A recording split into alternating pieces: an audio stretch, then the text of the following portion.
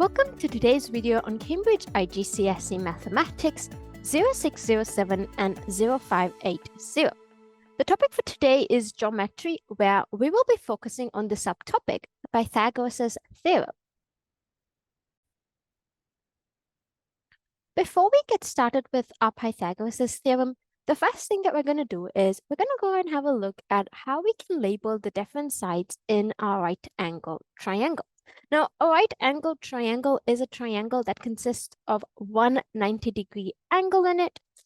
And if you take this 90-degree angle and you look at the side that's right opposite it, then this length here is going to be called the hypotenuse. If I pick a specific angle, on the other hand, they've picked the angle theta here that they've marked in yellow, then the length that I have right next to this is called the adjacent side. And the length that I have opposite my angle is going to be known as the opposite side. Now, according to our Pythagoras theorem, the link that we can form would be that the square of our hypotenuse would be equals to the sum of the squares of our other two sides.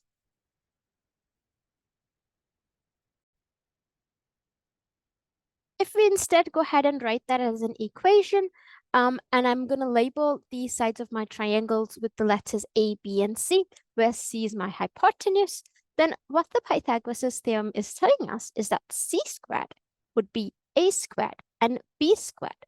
So knowing any two of these lengths, we would always be able to find the length of the third side in a right angle triangle using a Pythagoras theorem.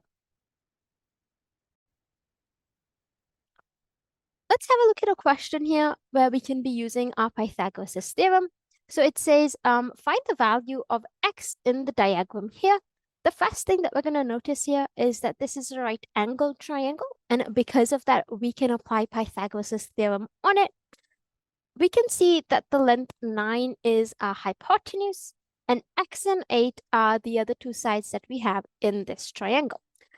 So to begin with, I'm going to go ahead and write down my Pythagoras theorem. So I know that's going to be c squared is equals to a squared plus b squared. And sometimes you might see the letters of these being interchanged depending on where you're getting your equation from.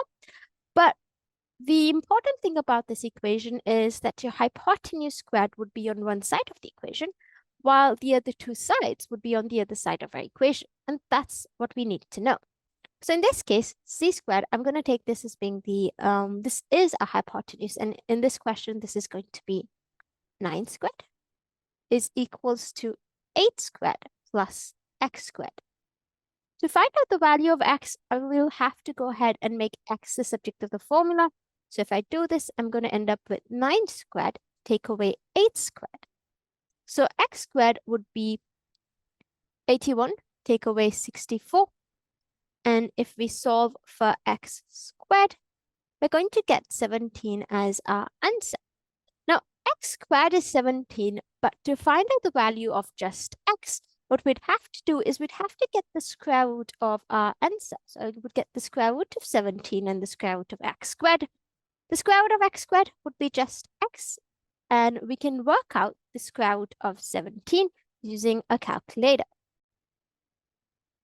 And this would give us an answer of 4.12, correct to 2 decimal places.